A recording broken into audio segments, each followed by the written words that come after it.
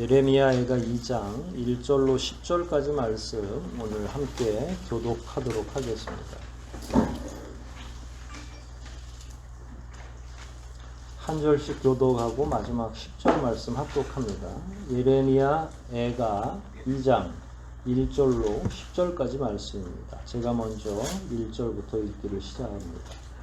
슬프다. 주께서 어찌 그리 진노하사 처녀 시온을 구름으로 덮으셨는고 이스라엘의 아름다운 것을 하늘에서 땅에 던지셨으며 진노하신 날에 그 발등상을 기억지 아니하셨도다. 주께서 야곱의 모든 고초를 숨기시고 긍휼히 여기지 아니하셨으며 무화사 처녀 유다의 견고한 성을 땅에 덮으시고 나라와 관객으로 욕되게 하셨도다. 맹렬한 진노로 이스라엘 모든 뿔을 자르셨으며 원수 앞에서 오른손을 거두시고 맹렬한 불이 사방으로 사름같이 야곱을 사르셨도다.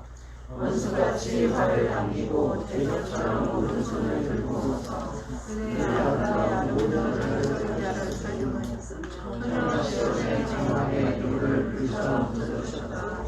주께서 원수같이 되어 이스라엘을 삼키셨으며 모든 궁을 삼키셨고 견고한 성들을 회파하사 처녀 유다의 근심과 애통을 더하셨도다.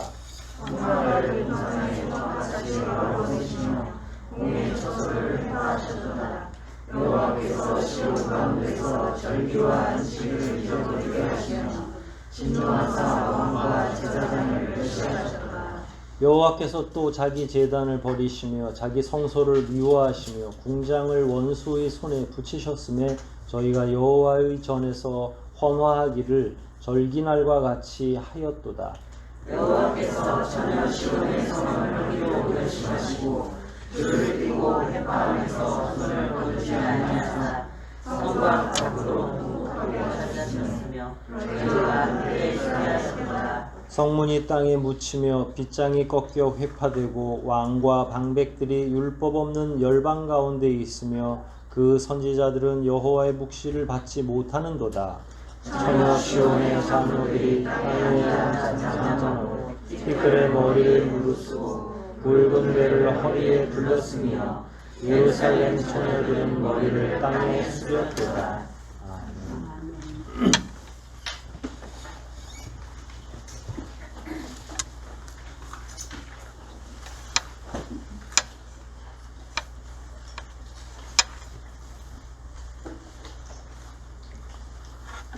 우리가 1장을 한 3주 정도 살폈고 4주 정도 살핀 것 같네요.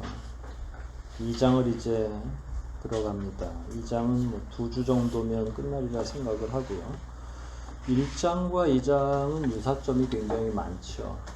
처음에 우리 서론 시간에도 배웠듯이 매 장마다 히브리어의 알파벳 순으로 한 구절 한 구절을 운율처럼 오늘날 그 랩으로 말하면 라임을 살려가지고 만들어진 내용이 바로 예레미야 애가다 이렇게 표현을 했고 구성하는 방식도 약간 유사합니다. 1장에서도 전반부에서는 전체적으로 이스라엘이 당했던 고난과 고통을 이야기했다면 11절부터 이어지는 후반부에는 예레미야가 개인적인 경험을 이야기하듯 자기의 문제로 인식을 하고 그렇게 이야기하는 구조로 되어 있었는데 2장 역시도 그와 같은 유사한 방식으로 진행이 됩니다. 그래서 1절로 오늘 본문 10절까지는 하나님께서 이스라엘 백성들에게 심판을 하신 내용을 다루고 또 다음 주에 우리가 살펴볼 내용 11절로 22절까지는 이제 개인적으로 예레미야가 어떤 심정으로 이런 상황을 맞닥뜨렸는지를 또 기록을 하게 됩니다. 오늘은 이제 1절로 10절까지의 내용을 한번 살펴보려고 합니다. 오늘 전체적인 1절로 10절까지의 내용은 하나님의 심판에 관한 내용입니다. 하나님이 이스라엘 백성들을 어떻게 심판하셨는가? 실제로 하나님의 심판은 이제 본문에서는 하나님이 직접 하신 것처럼 이렇게 기록이 되어 있지만 실제로는 하나님이 내려오셔서 막 때려 부시고 하신 건 아니죠. 누굴 통해서 심판하셨죠? 어느 나라를 통해서? 바벨론을 통해서 심판을 하신 거죠. 그런데 이 글을 기록한 예레미야는 당연히 전쟁으로나 외교적인 문제로 보면 주변의 여러 나라들이 이스라엘을 깨트리고 했지만 몇몇 구절구절을 살펴보면 그것을 하나님께서 하셨다라고 표현을 하고 있어요. 그런 이치들에 대해서 우리가 좀 더 심도 있게 살펴볼 거고, 뭐 은유적인 표현이겠죠. 둘 다 은유적인 표현입니다. 외부에서 했든 내부에서 했든 이게 신앙인의 입장과 그저 역사를 기록하는 신앙이 없는 사람의 입장에서는 기사를 쓸 때 다른 입장으로 쓰겠죠. 예를 들어서 우리나라도 비슷하지만 일제강점기를 통해서 36년 동안 일본이 우리를 강압 통치한 것과 관련해서도 신앙적으로 보는 것과 또 그냥 일반 역사에서 보는 건 다르겠죠. 6.25 전쟁이 있어서 우리 민족이 큰 환란을 경험했던 것도 마찬가지죠. 그거는 미국, 소련 또 서양의 그 열강들의 어떤 각축창처럼 이렇게 구한말부터 진행되어 왔던 그 역사로만 보면 그 아주 냉정하게 그렇게만 평가할 수 있지만 하나님을 믿는 사람들 입장에서 보면 그 가운데 끊임없이 하나님은 한국 안에서 다른 방식으로 역사하신 거죠. 하나님이 그렇게 이끌었다라고 표현할 수 있거든요. 교회에서는. 그러니까 세속 역사를 일반 역사를 교회에서 해석할 때는 좀 다른 측면으로 해석도 한다는 거예요. 사료와 혹은 팩트에만 의존하는 게 아니라 그 사료와 팩트를 가지고 어떻게 하나님이 역사하셨는지를 은유적으로나 영적으로 파악해내는 게 결국은 이제 영적 시각이고 영적 판단력에 의존하는 거죠.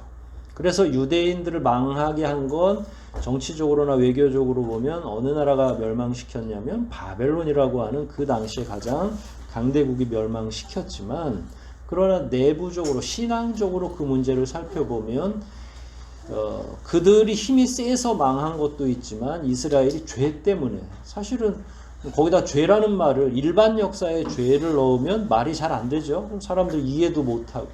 그런데 또 교회에서는 아니야 그들이 그냥 단순히 강대해서 망한 거야 이렇게 얘기하기에는 뭔가 또 여지가 많은. 그래서 그리스도인들은 세속적으로 역사를 평가하고 판단하는 그 기준과 더불어서 하나님이 평가하고 판단하시는 그 기준과 평가의 잣대 이런 것들을 양쪽을 다 알아야만 균형 잡힌 시각을 가질 수 있다. 그래서 오늘 본문은 겉으로 보면 바벨론이 해친 것처럼 보여지지만 예레미야는 그 부분마다 다 하나님이라고 표현을 하고 있습니다. 그런 점들을 이해하시면서 한번 1절부터 10절까지를 빠르게 구절구절을 한번 먼저 살펴보도록 하겠습니다. 슬프다라고 했죠.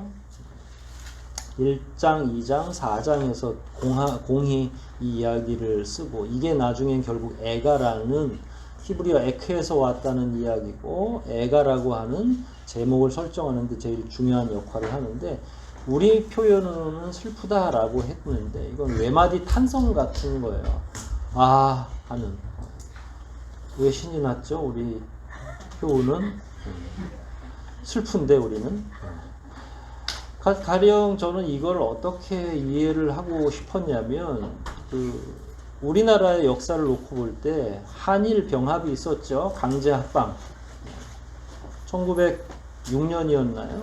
강제로 우리나라가 을사조약을 하면서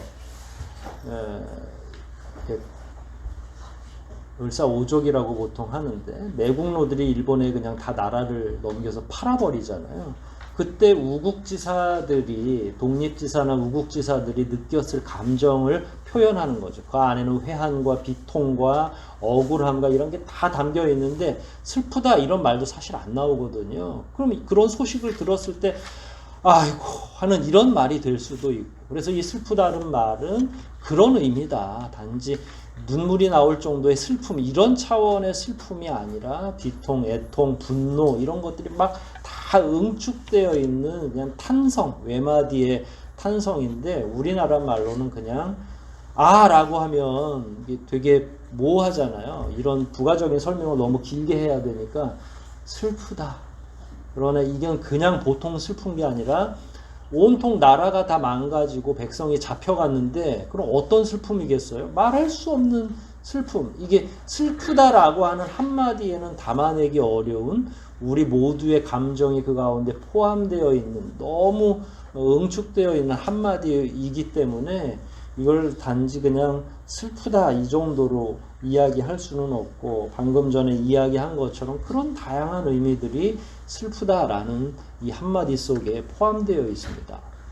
슬프다 해놓고 1절을 쭉 이야기를 하는데 이 1절은 앞으로 10절까지 내용을 전체 포괄하는 내용이라고 하시면 되겠어요. 그러니까 전체 1절로 10절까지 어떤 내용이 나올 건지는 1절만 잘 봐도 그 내용이 연계될 것이다. 예를 들어서 1절 다시 보면 처녀 시온을 하나님이 진노하셨잖아요. 앞에. 그래서 처녀 시온을 구름으로 덮으시고 벌써 암울하잖아요.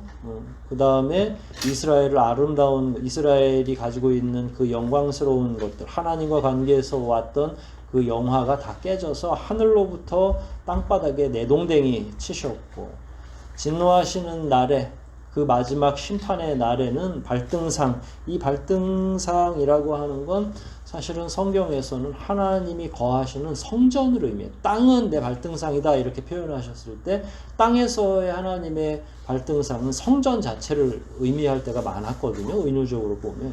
그리고 이제 성전조차도 하나님은 더 이상 귀하게 여기지 않는 거죠. 성전은 어떤 장소라고 그랬죠? 하나님과 우리가 만나는 장소, 하나님의 임재, 하나님의 체험의 장소 이런 것들을 의미했는데 하나님께서는 어디까지 다 깨트려 버리시는 거예요? 바로 그 장소. 그래서 발등상을 기억하지 않는다라고 하는 건, 기억한다는 건 이런 거죠. 힘이 있는 사람에게 힘이 없는 사람이 찾아가서 절 좀 꼭 기억해 주세요 라고 하는 건 배려를 바라는 거예요. 뭘 기억을 해주겠어요. 그냥 단순히 메모리 해달라는 얘기가 아니라 어떤 상황이 있을 때 저를 꼭 알아주세요. 그 어떤 부분, 누군가 사람을 써야 된다면 그때 저를 꼭 기억해 주세요 하는데 이건 배려를 의미하는 거예요. 그런데 기억하지 않는다는 건 그럼 뭐겠어요? 뭐가 없다는 거예요? 더 이상 하나님은 이스라엘 백성들을 거룩한 백성, 거룩한 민족으로 기억하지도 않고 배려하지 않겠다. 배려하지 않으면 어떤 수준으로 처리하시겠다는 거야? 그냥 이방 율법 없는 민족 중에 하나로 그냥 처단하시겠다는 거예요. 근데 갑자기 화나신 건가요? 그건 아니죠. 아주 오래전부터 이스라엘이 하나님 앞에서 끊임없이 죄를 졌기 때문에 그런 거죠. 1절에서 나오는 말 중에서 모든 영광들이 하늘에서부터 땅으로 다 떨어져 버린 거죠. 영적 지위도 타락하는 거고요. 배려, 하나님이 그동안 길이 참으시고 용서해 주셨던 자녀로서의 그 지위와 배려 다 무너지고요. 천천히 나가세요. 다쳐요. 그 다음에 이스라엘 백성들이 거룩한 백성, 거룩한 민족으로서 받았던 그 모든 배려도 더 이상은 하나님께서 그들에게 하시지 않는 거예요. 하나님이 길이 참으신다는 거, 심판을 유보한다고 하는 건 어마어마한 거예요. 그러니까 체포하지 않는 거예요. 죄가 있는데. 왜냐하면 거룩한 백성으로서 그 지위가 원래 언약 가운데 보장되어 있으니까. 국회의원도 회기 중에는 불체포 특권이 있는 것처럼 이게 유대인들에게만큼은 하나님이 길이 참으시는 거죠. 언약 관계 안에서. 그런데 이제 그게 다 끝나버린 거예요. 길이 참는 것도 이제 더 이상 안 하겠다고 하는 거죠. 하나님이 안 참으면 어느 정도예요? 보통 우리 가정에서도 삼진아웃제를 적용하거든요. 엄마가 자녀들을 훈육할 때 뭐라고 그래요? 몇 번 참았다고 그래요? 이제 한 번, 이제 두 번 참았어. 그 다음에 꼭 상기시키죠. 마지막이야. 이제 한 번 더 하면 어떻게 돼요? 다른 자녀처럼 이제 배려하지 않겠다라고. 그러면 이제 만수가, 세 번의 만수가 다 차면 어떻게 되죠? 그때는 이제 회초리가 날아가는 수가 있는 거죠. 하나님과 우리 사이도 마찬가지입니다.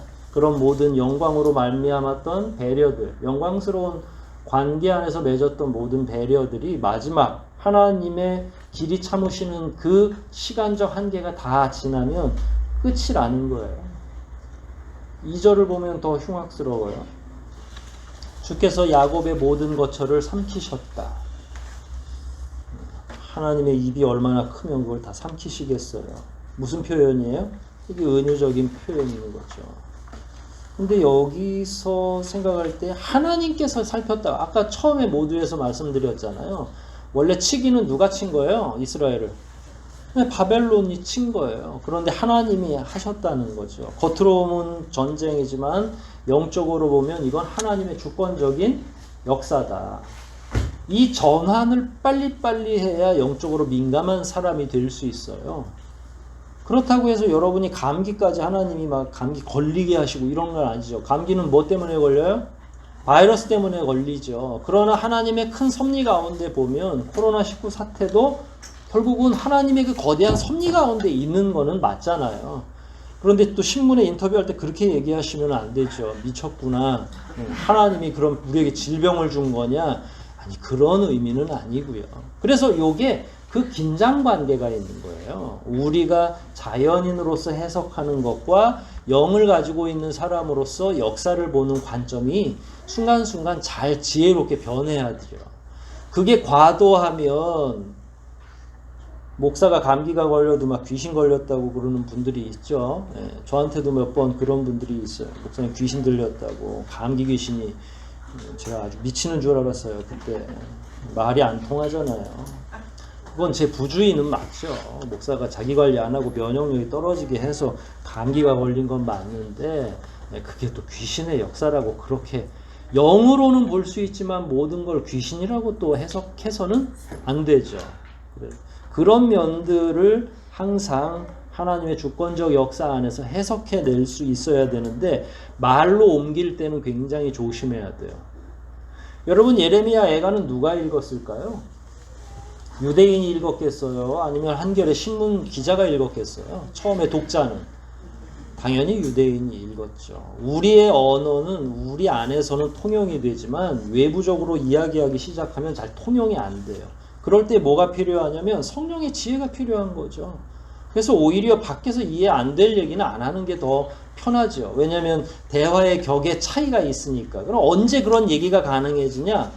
그 사람이 우리를 영적인 사람으로 이해할 때, 스피리추얼 맨이라고 해서 이 사람은 단순히 기독신자가 아니라 오랫동안 말씀을 묵상하기도 하고 세상의 흐름을 판단하는데 보통 일반 자기들이 세상을 판단하는 것보다 훨씬 더 깊이 있게 판단할 줄 아는 그 지혜가 있다는 사실이 드러나면 그때는 우리의 얘기를 해도 귀담아 듣기도 합니다. 근데 그럴 때까지는 우리도 시간이 굉장히 많이 필요하죠. 여러분과 저의 실력이 높아져야 되는 거예요. 꼭 실력 없을 때 우리가 자꾸 말을 하니까 그 실력 없음으로 인해서 결국은 교회가 공격을 당하는 거죠. 이 하나님의 주권적인 역사, 그러면서도 바벨론을 통한 전쟁, 이런 것들을 통해서 우리는 교훈을 받는 거죠. 그 교훈은 단순합니다. 이 예레미야 애가뿐만 아니라 선지자들이 이야기했던 내용들을 함축하면 딱 하나예요. 하나님 말씀 안 들으면 망할 거야 라고 하는 거예요. 그리고 이건 신명기로 넘어가면 신명기 언약 속에 이미 다 계시되어 있는 거예요. 그럼 오늘날은 현대판이니까 더 정교해지고 더 위대한 새로운 언약이 있나요? 그렇지 않습니다. 저하고 여러분도 하나님과 우리 사이의 관계, 그 관계의 내밀함, 이런 교제가 지속적으로 확장되지 않으면 그건 망하는 거예요. 시대를 초월해서. 하나님과 우리 사이에 맺어진 언약은 그런 특성이 있는 거죠. 이거는 2000년, 3000년이 지나도 변하지 않는 거예요. 그래서 신명기의 언약, 신명기의 약속은 오늘날도 동일합니다. 하나님을 더 많이 알고 싶어하고 하나님과 더 깊은 교제로 들어가는 자에게 하나님이 복을 주시는 거고, 그렇지 않고 말씀을 거역하면 3, 4대를 하나님께서 저주하시는 것. 이 규칙이 어떻게 변화할 수 있겠어요? 그래서 이제 마지막 최종적인 날에는 하나님이 야곱을 삼키시는 것처럼, 그때는 자비를 이야기해도 자비가 베풀어질 수가 없죠. 제가 자주 어머니나 부모님들과 자녀 사이로 예를 들잖아요. 어머니가 막 화가 정말로 머리끝까지 났는데 그때는 싹싹 빌어도 돼요, 안 돼요? 예, 매를 적어도 몇 대는 맞고 풀어야 되는 거죠. 이스라엘이 만수가 찼을 때 하나님의 인내가 더 이상 가능하지 않아요. 심지어 하나님의 말씀을 선포하는 예언자들이나 제사장들을 막 옥에 가두고 죽이기도 하고, 이세벨이 하나님의 여호와의 제사장을 얼마나 많이 죽였어요. 선지자들을 얼마나 많이 죽였습니까? 하나님이 그걸 가만두겠어요. 그러니까 그렇게 해서 만수가 차면 그때는 자비가 통하지 않고 반드시 심판의 과정을 겪게 되는 거죠. 왜 그렇습니까? 하나님이 지속적인 경고를 했음에도 불구하고, 예언자들을 통해서 좋게 이야기했음에도 불구하고 그걸 무시하는 거죠. 설교를 통해서나 말씀을 통해서 여러분들이 읽고 깨달으면 그게 하나님의 말씀입니다. 그러면 말씀을 들었으면 어떻게 해야 돼요? 나를 변화시키고 변경시키고 하나님이 원하시는 대로 바뀌어야 되죠. 그런데 그런 부분에서 사람들이 하나님이 원하시는 대로 행동하지 않으니까 결국은 어디까지 나아가는 거예요? 망할 때까지 가는 거죠. 견고한 성읍은 역사 속으로 사라지는 거예요. 이스라엘은 이렇게 관광을 가보면 제일 높은 곳에 성이 있어요. 제가 항상 말하잖아요. 지금 이제 그 성벽 가운데 나중에 후대에 다시 재건된 성벽들이 있는데 온통 그 화강암으로 지어져 있는데 해가 뜰 때도 황금색으로 보이고 해가 질 때에도 황금색으로 보이는 거예요. 어디서든 그 성을 못 볼래야 못 볼 수가 없죠. 그리고 높은 산중에 있기 때문에 쳐들어오는 것도 불가능해요. 이 예루살렘 성을 함락하는 게 역사적으로 그렇게 많지가 않아요. 예루살렘 성 자체가 허물어진 게 3번밖에 없어요. 여태까지. 그럼 얼마나 함락시키기가 어렵겠어요. 그런데 바벨론이 가서 어떻게 했어요? 완전히 짓밟아 버린 거죠. 하나님이 야곱을 삼키기로 작정하면 아무리 견고한 성이라 할지라도 무너지는 거예요. 역사 속으로 사라지는 거죠. 나라와 방백들은 다 욕을 먹게 되는 거죠. 자존심이 얼마나, 이스라엘이 가지고 있는 자존심이 처참하게 땅바닥에 가라앉아 있는지 모를 정도로 모든 게 다 완전히 망하게 된 거죠. 3절을 보면 하나님이 맹렬한 진노를 하셨다라는 거예요. 하나님의 그 진노는 항상 자비와 오래 참으심에 비례한다고 그랬잖아요. 왜 화가 나고 얼마나 화가 났는지는 그동안에 얼마나 참으셨고 얼마나 자식으로서 혹은 아내로서의 이스라엘이 하나님을 얼마나 약 올렸는지에 비례한다는 거예요. 그럼 이렇게 다 집어삼킬 정도면 그동안에 이스라엘이 어떻게 했다는 거예요? 하나님 앞에 그냥 너무 불순종하고 말로 형용하기 어려운 거죠. 그러니까 우상숭배는 물론이고 그 우상숭배에서 만들어져 있는 음란한 문화가 이스라엘을 평범한 가정집에서 왕의 궁까지 다 사로잡고 있는 거죠. 그래서 하나님은 맹렬한 진노, 이 맹렬한 진노는 불타는 거거든요. 이 맹렬한 진노가, 하나님의 이 맹렬한 진노가 내리면 살아남을 게 있겠어요? 없겠어요? 벌써 용어 자체가 살아남을 수가 없는 거잖아요. 그래서 성읍과 3절이에요. 성읍과 백성들은 침략을 당하고 성전은 노략의 대상이 됐어요. 성전 보물 창고에 있는 모든 걸 다 집어가잖아요. 그동안에 성전만은 계속 성막, 지성소 이런 것들은 아무도 들어갈 수 없는 굉장히 중요한 그런 장소였고 그런 공간이었는데 그런 모든 게 다 사라지는 거죠. 백성과 방백은 어떻게 됐습니까? 전부 착고에 매여가지고 왕은 두 눈이 뽑히는 상태로 다 포로로 잡혀가는 거죠. 이보다 더 비참한 게 어디 있겠어요. 하나님께서 이스라엘의 뿔을 잘랐다고 표현하시죠. 본문을 보면 3절이에요. 맹렬한 진노로 이스라엘 모든 뿔을 자르셨다. 뿔은 뭐로 의미하죠? 들이받는 거고 힘과 권세를 의미하는 거예요. 근데 이스라엘이 뿔도 있었고 영광도 있고 다 있었던 거예요. 그 전에. 그런데 그걸 모든 걸 다 상실하는 거죠. 유행가 가사인지 제목인지 모르는데 있을 때 잘하라고. 신앙이 됐든 하나님과의 관계가 됐든 다 이치가 같은 거 아니겠어요? 그런데 이스라엘은 자기들이 가지고 있는 그 모든 뿔 자체가 마치 자기들이 뭔가 경건한 척해서 생겨나는 것으로 착각하고 있는 거죠. 그건 하나님의 반영이에요. 무슨 말이냐면 인간은 죄인이기 때문에 자연 생성이 불가능합니다. 권세든 영광이든. 누가 부여해 주시는 거예요? 하나님이. 그런데 인간이 죄악으로 사로잡히면 가장 먼저 사라지는 게 그런 게 다 사라져 버려요. 원래는 뿔이 있었는데 자기도 모르는 사이에 그 예리한 뿔이, 권세가, 능력이, 영광이, 그 아름다운 자태가 다 사라져 버리는 거죠. 근데 그게 추악한 모습으로 변해 있는 거를 누구만 모르냐면 본인만 모르는 거예요.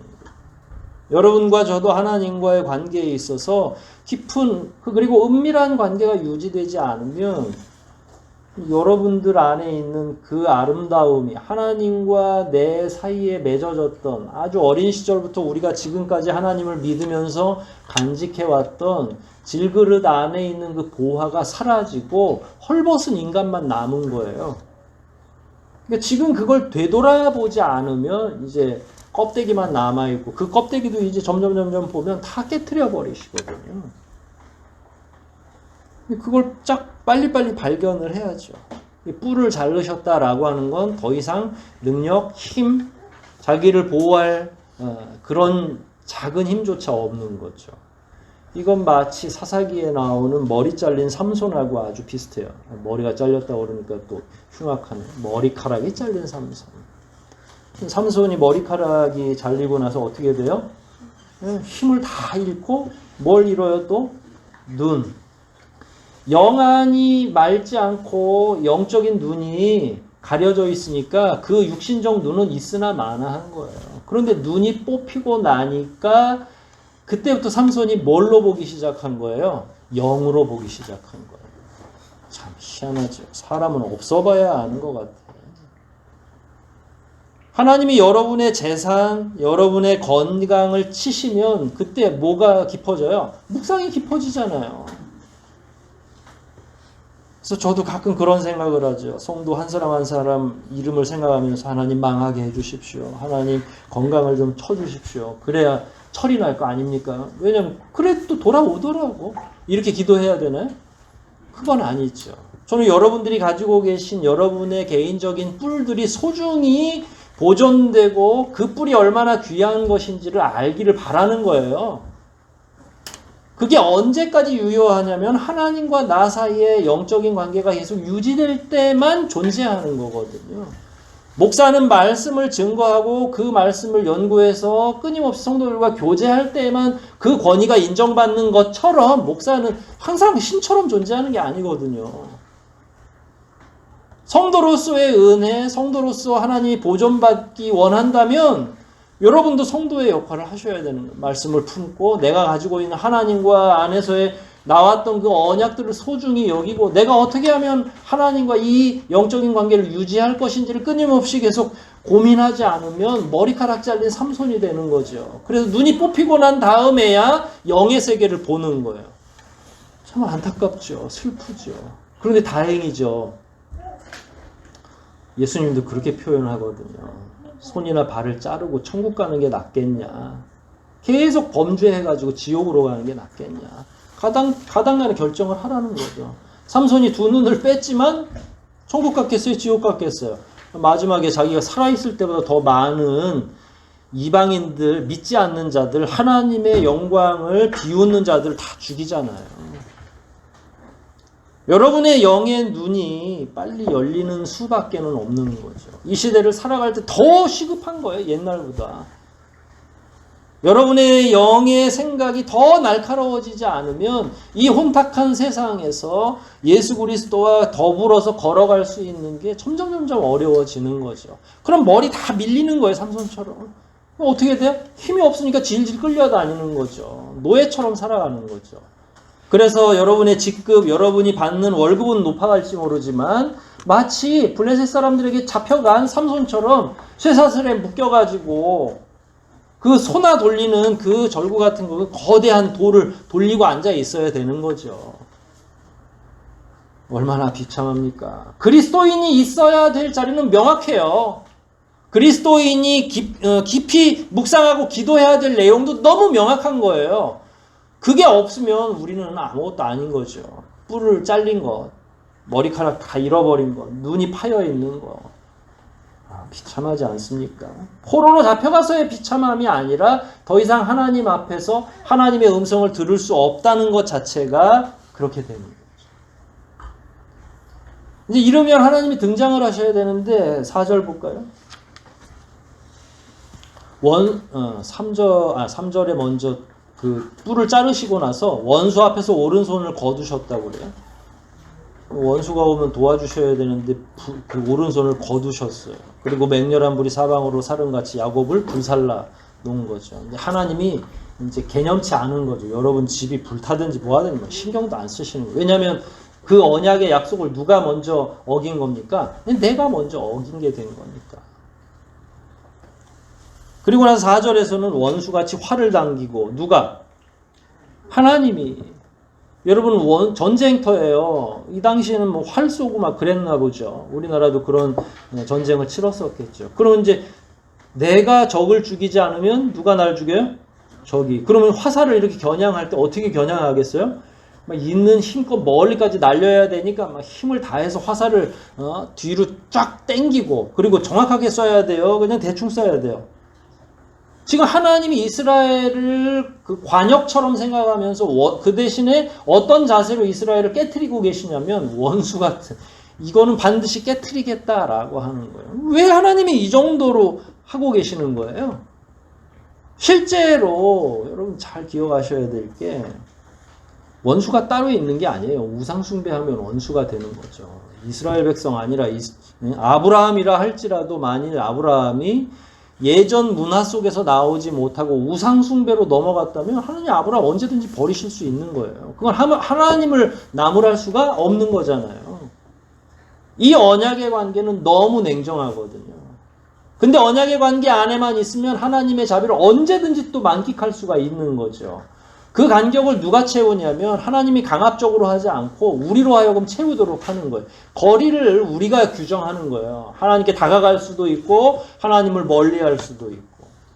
우리 삶의 모든 현장이 바로 그런 것과 연관이 되어 있는 거죠. 4절 보면 원수같이 활을 당기고 대적처럼 오른손을 들고 서서 눈에 아름다운 모든 자를 다 그냥 사륙하셨도다. 근데 이게 3절에서도 오른손이고 4절에서도 오른손이에요. 이게 대조되는 건데 원래 하나님의 오른손은 뭘 상징하죠? 하나님의 오른손은 뭘 상징해요? 힘, 권능. 그러니까 믿는 자에겐 오른손이 어떤 의미겠어요? 든든한 우리의 믿을 구석이 되는 거죠. 원수들한테는요. 그냥 그 오른손으로 원수들을 막 깨부시는 거죠. 근데 3절 다시 볼게요. 원수 앞에서 하나님이 오른손을 어떻게 하셨어요? 네. 아니 원수 앞에서는 어떻게 하셔야 되죠 원래? 오른손이 와서 우리를 구원해 주셔야 되잖아요. 끔찍한 얘기인데 제가 웃으면서 설교를 하고 있으니까 여러분 실감이 안 나시는 것 같아요. 원수 앞에서는 오른손을 딱 거두신 거예요. 난 더 이상 너희의 보호자가 아니야. 얼마나 냉담한 거예요. 그런데 4절에 와서는 원수처럼 이제 우리를 그 오른손으로 때리겠다는 거예요. 보호하셔야 될 그 오른손으로 오히려 하나님의 자녀, 하나님의 백성이었던 이스라엘을 깨트리겠다라고 하는 거예요. 그런데 보통 손도 아니고 어떤 손? 오른손으로. 그럼 이건 의지적으로 천천히 하나님께서 천천히 심판하겠다는 거예요? 강하게 심판하겠다는 거예요? 강한 의지가 담겨 있는 거죠. 이제 끝을 봐야 되겠구나라고 하는 거예요. 그래서 그 이후에 나오면 모든 이스라엘을 삼키고 견고한 성읍은 완전히 무력화되고 더 이상 살아날 상황이 안 되는 거죠.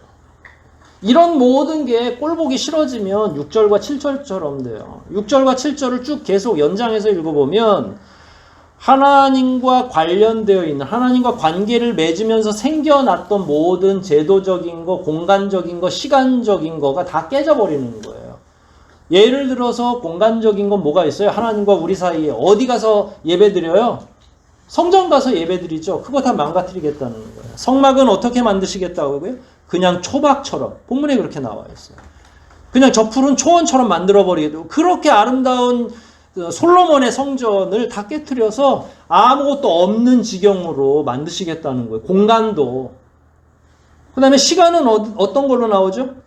성막은 그렇게 하고 공회는 다 회파해버리고 시간은요. 거기 시간 개념이 뭘로 나와요? 절기와 안식일은 사라져버리는 게 다 있도록. 그 다음에 이런 모든 시스템을 조종했던 인간적인 인적인 구성 요소는 그 뒤에 뭐가 나오죠? 왕과 제사장은 멸시하고 성소는 미워하시고 여호와의 전에서는 사람들이 헌화하는데 이게 헌화하는 게 마치 시장바닥에서 하듯이 무슨 얘기냐면 원래 여호와의 전에 들어갈 때에는요 제사장도 죽을까 살까 굉장히 두려워서 가장 경건한 상태에서 심지어 대제사장이 지성소 안으로 들어갈 땐 방울까지 차고 들어갔다고 그러잖아요. 이 사람이 죽으면 끌어내야 되니까 발에 줄까지 맸다고 그래요. 방울 소리 안 나면 뭘 당겨야 돼요? 줄을 당겨가지고, 왜냐면 다른 사람이 들어가면 안 되니까 딱 정해져 있는 대제사장만 그 해에 한 번 들어가도록 되어 있는 거니까 그 정도로 지성소가 그리고 성전 자체가 굉장히 중요한 곳이고 경건한 곳인데 지금은 헌화하는 것처럼 헌화한다는 건 막 꽃 던지고 노래하고 막 이러는 거예요. 시장바닥에서 하는 거죠. 그러니까 종교 시스템 자체를 다 깨트려 버린 거예요. 나는 이런 회칠한 무덤 같은 방식의 예배는 받지 않겠다는 거죠. 여러분들의 몸만 여기 와 있으면 반드시 이런 결과가 올 겁니다. 우리가 만일 정신은 다 다른 데가 있고 여기에서 막 아이고 오늘 그걸 어떻게 해야지 계속 막 목사 설교하고 있는데 여러분의 마음이 딴 데가 있으면 하나님이 이렇게 하신다는 거예요. 훗날에 예배 장소 다 그냥 폭격 맞게 하시고 우리가 지금 경험하는 것도 전 그 일부라고 생각해요. 저는 제일 염려된 게 이제 강권사님인데, 강권사님은 좀 일종의 6.25 전부터 저 북한에서 계시다가 이렇게 넘어오셔가지고 여기에 오신 거잖아요. 근데 그때는 무슨 수가 있어도 예배는 드렸거든요. 근데 이 시대에 와서 코로나 때문에 주일 예배를 우리가 한 2달 가까이를 못 드린 거예요. 난 이걸 어떻게 해야지? 근데 말씀과 이렇게 대조해보면 우리가 하나님의 말씀으로부터 많이 떠나가 있으니까 시간, 장소 이런 것들이 완전히 망가지기 시작을 하는 거죠. 하고 싶어도 안 되는. 강권사님 오셨죠, 당연히. 처음에 말이에요. 처음에 예배 못 드리게 됐을 때 제가 얼마나 혼란스러웠겠어요. 청년들은 어떻게 하지? 우리가 역사적으로 이런 일이 없었는데 피난 가면서도 예배 드렸다고 그러시는데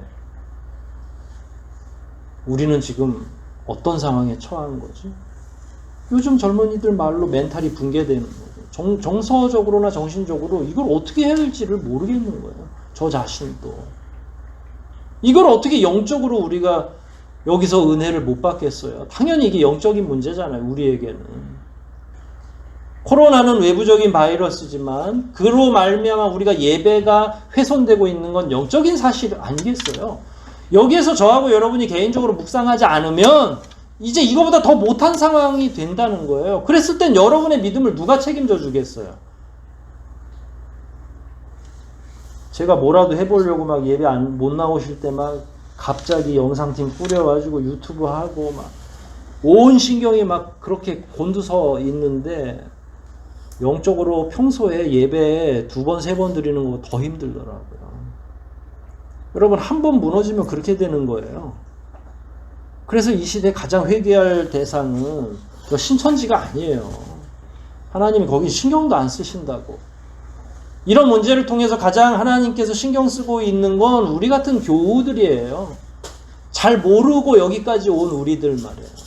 뭘 해야 될지 이 시대에 뭘 어떻게 해야 될지를 모르는 그리스도인들이 제정신을 차리지 않으면 한국 교회는 더 이상 소망이 없다.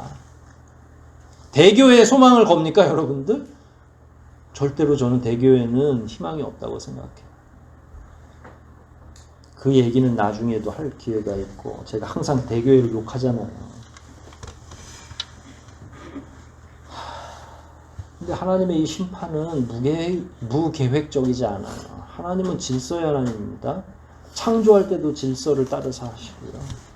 구원하실 때 이분이 얼마나 꼼꼼한지 예수 그리스도를 창세기에 이미 계시해 놓으셨잖아요. 그러니까 갑자기 구원 좀 슬슬 시작해볼까? 이렇게 계획하시는 분이 아니에요. 심판은 어떻겠어요? 오늘 화가 너무 많이 나, 오늘. 그래서 심판하시는 게 아니라 심판조차도 하나님께서 엄청난 계획을 가지고 계세요. 그래서 한치의 오차도 없습니다. 예를 들어서 그거는 8절에 나와 있는 거예요. 아주 정확한 계획과 예정으로. 그래서 줄을 띄고 하신다고 그랬죠. 줄을 청량하시기도 하고 허리춤에 띄기도 하고 구원이 정확했던 것처럼 여러분과 저를 구원하실 때 심전심 집사님을 구원하려고 성령을 내리셨는데 성령이 착각해서 신 집사님 옆집 아주머니를 구원하는 경우가 있어요, 없어요? 당연히 불가능하지. 그게 무슨 뭔 우스갯소리야. 심판은 또 어떻게 하겠어요? 빗나가서 옆집이 심판당할 것 같아요? 요 행수를 바라지 마십시오, 여러분. 하나님께서 출애굽 시킬 때 이스라엘 백성과 이집트 백성을 구별하셨어요, 안 하셨어요? 어느 정도로 구별했어요? 아주 정확히 문설주에 어린 양의 보혈을 발랐는지 안 발랐는지. 그래서 모든 이집트의 장자들 심지어 생축의 첫 새끼들까지 다 죽지만 어린 양의 보혈에 의지된 유대인들의 가정에는 어때요? 머리카락 하나 다치지 않잖아요. 마지막 최후의 심판에도 이렇게 무서운 일들이 일어날 거거든요. 그런데 우리 하나님은 한 영혼도 혼란하지 않아요. 저는 그게 제일 두렵다는 거예요. 우리 하나님. 어떻게 정확하게 누구를 구원하시고 누구를 심판하셔야 될지를 알까? 하나님이 그런 분이거든요. 하나님의 이 정확성이라는 건 요행수로 넘어갈 수 없어요. 하나님이 여러분들이 하시는 일을 지금 모르겠어요? 아시죠? 하나님이 이스라엘 백성들을 심판하러 지금 열심히 다니고 계시는 거거든요. 띠를 띠고. 그래서 성과 곽을 다 무너뜨리거나 하나도 빠짐없이. 훼손의 정도는 어때요? 성의 문은 어디에 묻혔다고 그랬어요? 땅에 다 묻히고. 8절이에요. 8절과 9절. 9절 초반이네. 성문이 땅에 묻혔어요.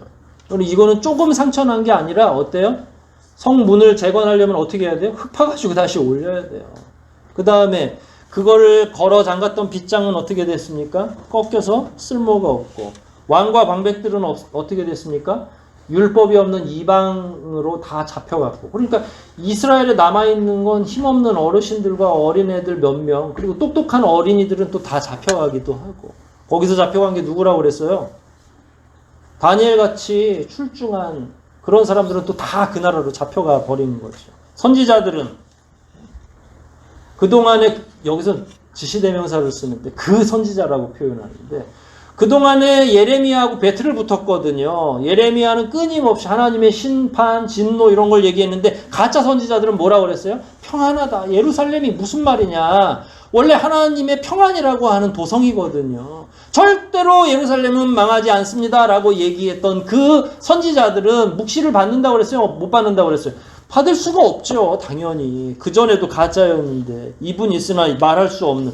그러니까 이스라엘이 보통 망가진 게 아니라 그냥 위에서부터 아래까지 건물로부터 뭐 어떻게 할 수가 없을 정도로. 그래서 느헤미야가 성전을 건축하러 다시 왔을 때에 산발랏이 뭐라고 그래요? 막 비웃죠. 야야 여우가 올라가도 무너지게 생겼어. 그 성 자체가. 그 정도로 완전히 다 무너지는 거예요. 여우가 뭐 돼지처럼 어마어마한 무게를 가지고 있는 짐승은 아니잖아요. 여우가 올라가도 무너질 정도의 성벽이라고 하면 힘 닿는 데까지 무너뜨린 겁니다. 다시 회복되기가 없는 거죠. 이제는 거짓 선지자조차도 밥 먹고 살 수가 없는 거죠. 10절을 보면 그런 상황이 완전한 무력감에 사로잡힙니다. 처녀 시온의 장로들이, 왜냐면 다 잡혀가고 남아있는 게 이제 어르신들, 장로가 어른이라는 말이거든요. 땅에 앉아 잠잠하고 말할 게 없잖아요. 티끌을 머리에 무릅쓰고 굵은 배를 허리에. 예루살렘의 처녀들은 땅에 머리를 숙이고. 이거를 노래로 지은 거잖아요. 왜? 잊으면 안 되니까. 제가 아까 비상의 일상화가 될 거라고 말씀드렸잖아요. 내년엔 더 힘들어질 수도 있고요. 이제 이 사건 이후로 이제 한 3, 4개월 있으면 경제적인 쓰나미가 몰려올 거예요. 어마어마하게 어려워질 거죠. 다 예측하잖아요. 우리같이 경제를 모르는 사람들도 지금 엄청나게 차 타고 지나가 보세요. 다 임대 붙어 있어요. 모든 사람 자영업자들이 다 망하고요. 그러니까 코로나 바이러스로 우리의 생명만 위협받는 게 아니라 경제생활 자체가 다 무너지는 거죠. 예루살렘을 상상하시면 돼요. 그러나 이게 하나님의 진노의 시작인지 아니면 우리를 향한 경고의 일부일지는 아무도 모르는 거죠. 너무 두렵지 않습니까? 이 모든 사건을 우리가 웃어넘기고 또 바이러스 퇴치할 수 있는 약이 나온들 다음에 또 이런 일들이 있을 거라고 다 예측하는데 우리는 그럼 어떤 생각을 가지고 살아가는 거냐? 저는 우리의 인생 과정 가운데에도 이런 일들이 몇 번 있었다고 생각해요. 여러분 가운데 안 아프고 여기까지 오신 분 계세요? 하나님을 만날 때 아픔만큼 쉬운 방법이 없어요. 질병 때문에 오시는 게 제일 쉽더라고요. 붙잡을 데가 없으니까. 근데 다 좋습니다. 그래서 어려울 때 바짝 정신 차리죠. 그래서 새벽교회 나오라고 하지 않아도 막 나와요. 그럼 저는 새벽교회에 딱 누가 나오면 아이고 하나님이 만지셨나 보네 이렇게 생각을 하죠. 좋죠. 저는 그런 과정을 통해서라도 경고를 정확히 듣는 건 너무 중요하다고 생각해요. 그러다가 조금 나으면 어때요? 이제 나으면 이제 교회보다는 또 어디로 잘 나가요? 세상으로. 하나님 이외의 것들에 더 집중하고 신경을 쓰는 거죠. 저하고 여러분에게 있어서 가장 두려울 상대는 뭐냐면 마귀의 거대한 무슨 계략이 아니라 바이러스가 아니라 망각. 하나님 은혜에 대한 망각. 그러니까 이스라엘 백성들을 우리가 이길 수 없는 게 이 친구들은 이런 걸 노래로 만들었잖아. 망각하지 않으려고. 얘들아 하나님 벗어나면 안 된다. 그래서 노래를 부르자. 그래가지고 슬프다 뭐뭐시여. 그래서 운율에 맞춰서 노래도 부르고 화도 나고 분노도 있고 그러나 결국 이게 우리의 잘못이구나. 하나님을 욕되게 하고 하나님이 화나면 벗어날 길이 없단다. 내용도 그리고 교훈도 너무 간단해요. 알고 보면. 여기 뭐 거대하게 너무나 어려운 신학이 담겨 있는 것도 아니잖아요. 근데 결국 우리가 왜 망하냐면 이렇게 간단한 진리를 자꾸 망각하기 때문에 망하는 거거든요. 여러분들이 무슨 신학 시험을 봐서 떨어지는 게 아니라 뭘 급수를 따야 올라가는 게 아니라 바로 이런 부분에 작지만 가장 기초적이고 가장 중요한 것 이런 것들을 우리가 잃어버렸을 때 하나님이 서운해하시는 거죠. 여러분 하나님 언제 만나셨어요? 개인마다 다 다르죠. 엄마 딸하고 왔다가 만난 분도 있고 그 엄마는 병 중에 고통 가운데 또 교회를 찾았을 수도 있고 언제 만났어요? 그걸 자꾸 옛날 얘기로 치부하시면 안 돼요. 그게 현재여야 돼요. 여러분들이 하나님을 만난 게 지금 현재 진행 중이어야지 아주 오래전으로 치부하기 시작하면 그럼 자꾸 하나님 아까 제가 그럼 그렇게 기도해드려요? 매번 만날 수 있도록 고난을 그냥 하루에 한 서너 가지로 이렇게 돌려가면서 달라고 그럴까요? 시리즈로? 패키지로? 그건 아니죠. 고난 중에 만나주시고 환난 중에 만나주셨던 그런 하나님에 대한 지속적인 묵상이 있으면 그 사람은 더 이상 고난이 필요 없어요. 왜냐하면 그 상황에서 자기가 누려야 될 하나님과 나 사이의 관계를 계속 알고 가는 거니까.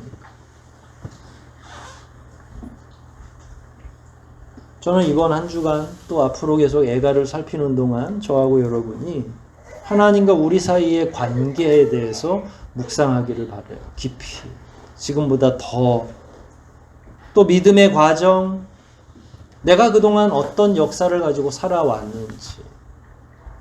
필요하면 저는 글로 기록해도 좋다고 생각합니다. 하나님이 여러분들을 몇 년, 몇 월, 며칠 날 상기해 보세요. 다 기억납니다. 그때가 지환이가 몇 살 때였지 라고 생각하실 거예요. 거기부터 시작하는 거죠. 그 은혜가 우리에게 얼마나 넘치는지 여러분 스스로가 깜짝 놀라실 거예요. 하나님이 나를 매 순간마다 지켜보고 계시다는 게.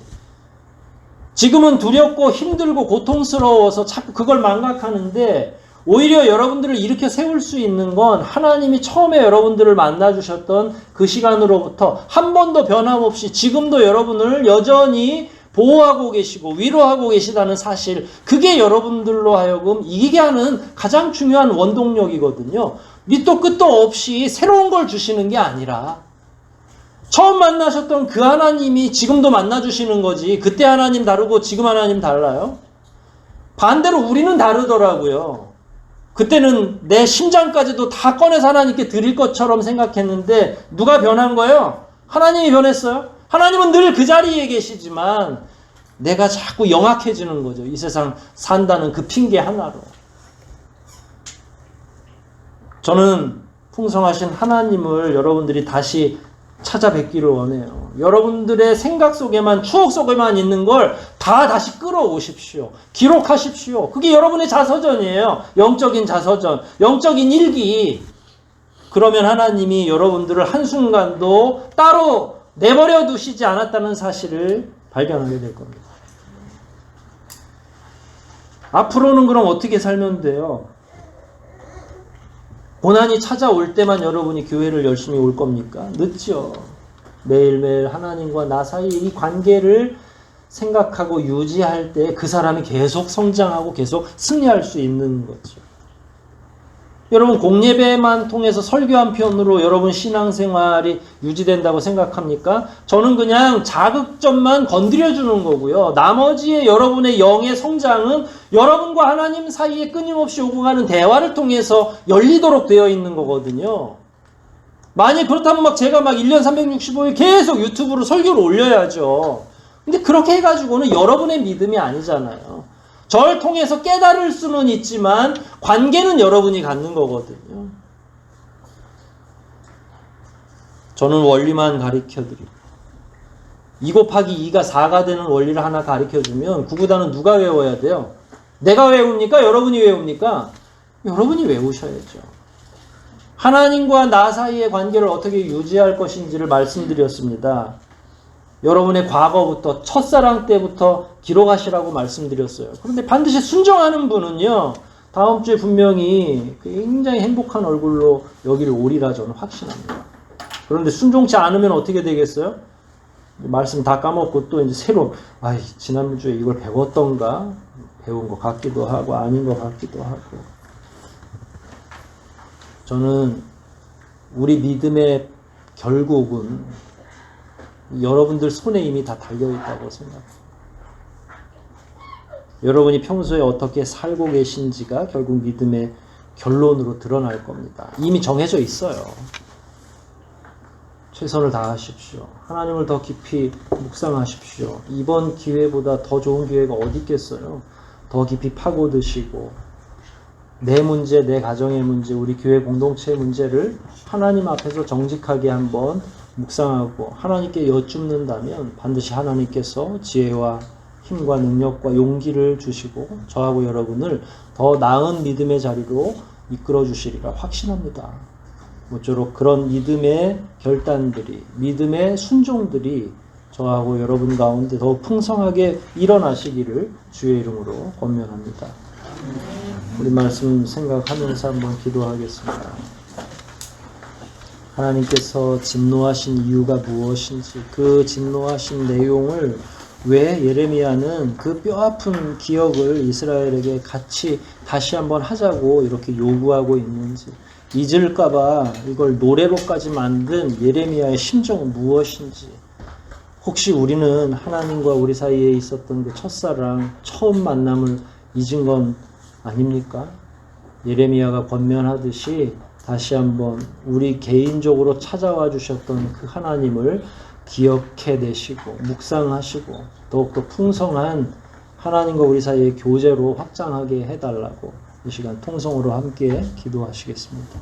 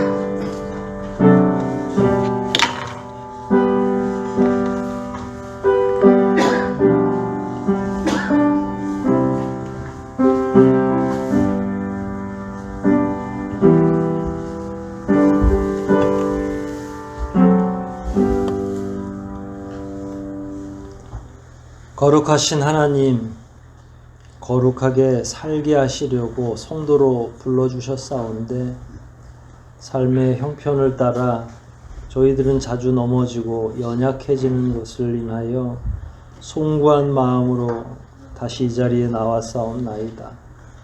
예레미야 애가를 통하여 과연 저희는 어찌 살아야 되는지를 교훈받고 있는데 어리석은 이스라엘 백성들처럼 그 머리가 다 깎이고 나서야 깨닫지 않도록 교훈을 더욱더 깊이 있게 받아들일 수 있도록 은혜를 베풀어 주시옵소서. 저희는 너무 연약하고 무지하여 자주 망각하고 자주 넘어지지만 그럼에도 불구하고 말씀을 통해 도전받고 그때마다 더욱더 하나님과 우리 사이의 관계를 재규정하고 재조명할 수 있도록 도와주시면 저희들이 기꺼이 우리의 삶을 아버지 안에서 펼치고 승리하기를 간절히 소원하고 있사오니 저희들 한 사람 한 사람을 주장하여 주시고 말씀으로 더욱더 든든하게 서갈 수 있도록 도와주시옵소서. 사회적으로나 여러 면에서 큰 위기 가운데 봉착한 우리 개인과 또한 이 지역사회와 대한민국을 살펴주시사 긍휼히 여겨주시고 말씀으로 이 나라와 민족을 처음에 세우셨던 것처럼 지금도 그리고 앞으로도 하나님의 그 위대하고 어미한 오른손을 거두지 마시고 항상 저희들을 보호하시고 연약해져 있는 지금의 믿음도 더욱 단련시켜 주시옵소서. 모든 것 주님께 의탁하오며 예수님의 이름으로 기도하옵나이다. 아멘.